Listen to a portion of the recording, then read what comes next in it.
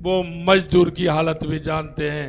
इसीलिए तो उन्होंने कहा था कि 6,000 रुपए किसान सम्मान निधि देश के यशस्वी प्रधानमंत्री नरेंद्र मोदी देते हैं कि नहीं देते हैं? आता है कि नहीं आता है? किन किन के खाते में आता है बताइए? किन किन के खाते में आता है? आता है ना? मैं आपसे यही कहना चाहता हूं, हमने आपसे वायदा किया था कि 6,000 रुपए मोदी जी देते हैं, 6,000 रुपए हम देंगे। 2,000 रुपए हमने पहली कैबिनेट में फैसला लेते हुए 6,000 से पहली किस्त 2,000 देते हुए 8,000 रुपए किसान सम्मान निधि देने का काम हमने किया है। यही नहीं मित्रों, हमने कहा था किस कांग्रेस की जिस तरह से 19 पेपर में से 17 पेपर नकल के हिसाब से होने का काम किया, 17 पेपरों में नकल करने। मैं आपसे कहना चाहता हूं, मेरे युवा भाई खड़े हैं, वो किस उम्मीद के साथ पेपर देते हैं, पिताजी को भी भरोसा दिलाते हैं और पिताजी को भी भरोसा होता है कि मेरा बेटा पढ़ रहा है। कोचिंग भी कराया, कमरा भी दिलाया, हॉस्टल में भी रखा और पिता को उम्मीद होती है कि मेरा बेटा पढ़ करके परीक्षा में पास होकर के मेरा सहारा बनेगा।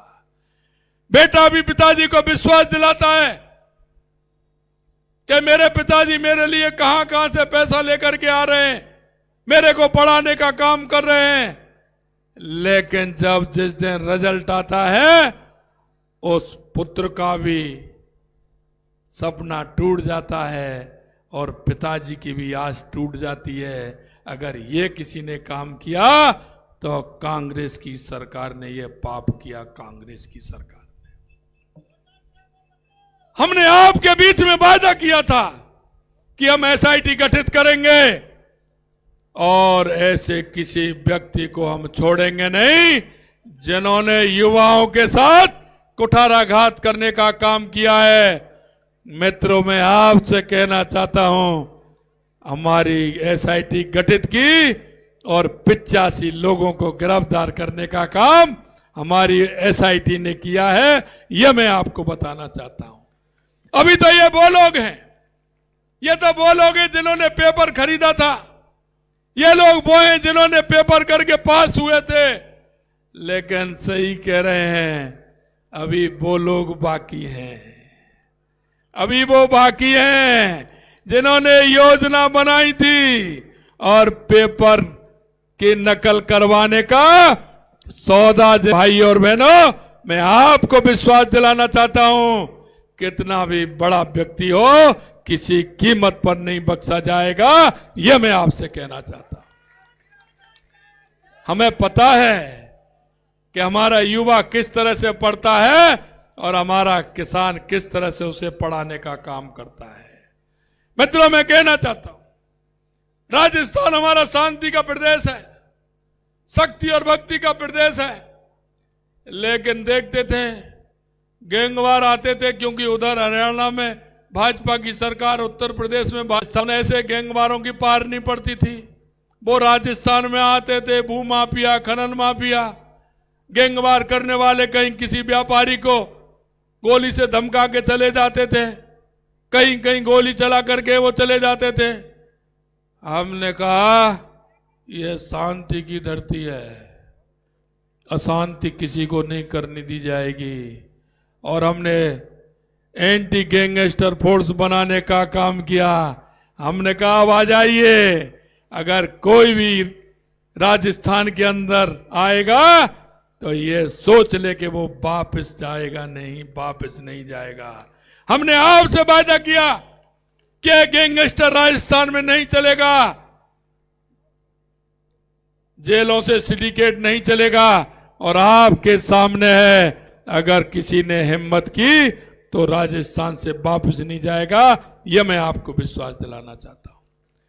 मित्रों, आपसे हमने जितने वायदे किए, हमने आपसे कहा था कि एमएसपी पर हम बढ़ाने का काम करेंगे। गेहूं पर एमएसपी 2275 रुपए थे, हमने 125 रुपए बढ़ा करके 2400 रुपए हमारी पहली कैबिनेट में किया, क्योंकि हमने पता था मार्च का महीना आ रहा है, किसान की फसल आ रही है। क्योंकि हमारे कांग्रेस के लोग क्या करते थे, 10 रुपये या 5 रुपये बढ़ाते थे, और वो कब बढ़ाते थे, जब किसान की फसल निकल जाती थी उसके बाद बढ़ाते थे। अरे भाई, किसान की फसल निकल जाएगी, तुम बढ़ा के क्या करेंगे? किसान के घर में तो फसल आते ही उसके कई काम उसके मन में होते हैं, कई विचार होते हैं, कहीं से लेकर भी आता है, किसी को देना भी पड़ता है, शादी भी आता है, उसके भात भी आता है, और भी काम होते हैं। सरकार किसान फसल को रोक सकता है क्या? मैं आपसे पूछता हूं, रोक सकता है क्या? ये तो है नहीं, आज तुम मत दो, 2 महीने बाद दे दो, तो किसान की तो फसल पर आते ही मंडी होती है। मैंने कहा क्योंकि मार्च का महीना आ रहा है, गेहूं की फसल आने वाली है, उससे पहले किसान की एमएसपी बढ़ जाएगी, तो मेरे किसान भाइयों का लाभ होगा। पहले ही बढ़ा दिया है, और 2400 रुपये करने का काम हमारी सरकार ने किया है। मैं आपको यह बताना चाहता हूं, ऐसे बहुत से काम किए। राजस्थान के अंदर डीजल पेट्रोल की क्या स्थिति थी? राजस्थान में ही अंतर था, किसी प्रदेश में अंतर नहीं है। 1 रुपये 35 पैसे लेकर के 5.5 रुपये डीजल में अंतर था, 6.5 रुपये पेट्रोल में अंतर था। हमने कहा ये क्या हो रहा है, इस जिले में इतना, इस जिले में इतना संतुलन था। मैं आपको कहना चाहता हूं मित्रों, पहला प्रदेश है राजस्थान जिसमें से असंतुलन भी सही किया है। राजस्थान में संतुलन किया है, और 3.5 रुपये से लेकर के संकल्प पत्र में जो हमने आपसे वायदे किए, हम एक एक वायदे को पूरा। हमारी माता बहनें, जो बुजुर्ग हमारे बैठे हैं, उनको सामाजिक सुरक्षा पेंशन मिलती है, और सामाजिक सुरक्षा पेंशन मिलती है तो हमें पता है, हमारी बुजुर्ग पिताजी होते हैं, माताजी दादाजी हमारे होते हैं, हमारी घर में कोई बहन बेटी आती है तो उसको कुछ देते हैं कि नहीं देते? जब वो जाती है तो कुछ देते हैं ना, चाहे कुछ भी हो, लेकिन सोन तो करते हैं। और जब हमारे बुजुर्गों की पेंशन आती है तो उनका मन प्रसन्न होता है कि नहीं होता? वो उस बहन बेटी को तो निकाल के कुछ भी देते हैं ना, उनको कितनी बड़ी संतुष्टि मिलती है। ये हमारी सामाजिक परंपराएं हैं। मैं आपसे कहना चाहता हूं, उसको भी जो 1000 रुपये मिलते थे, हमने उसको भी बढ़ा करके 1150 रुपये हमारी सरकार ने किया, 150 रुपये। मैं आपसे यही कहना चाहता हूं, हमारे जनप्रतिनिधि, हमारे सरपंच हैं, हमारे पंच हैं, हमारे पंचायत समिति के सदस्य हैं, हमारे जिला परिषद के सदस्य हैं, उनको मानदेय मिलता था, उनका मानदेय आज तक किसी ने नहीं बढ़ाया।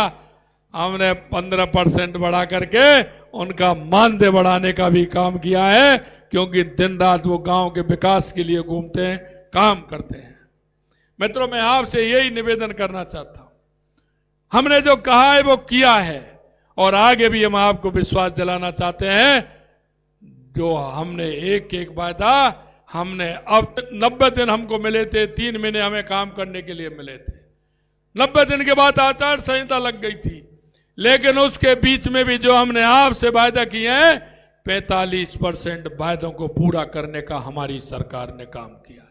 कांग्रेस ने इसको लटकाने का, अटकाने का, भटकाने का काम किया था, क्योंकि कांग्रेस ने देखा, मैंने उनको विधानसभा में कहा, उन्होंने कहा साहब समझौता आपने ऐसा कर दिया, वैसा कर दिया, इसमें तो आपने पहले ये था। अरे भाई, मैंने कहा बताओ तो सही, पहले आपने क्या किया? आपने कभी किया हो तो मेरे को बता दो कि हमने ये किया है। आपने सिर्फ जनता को धोखे में रखने का काम किया,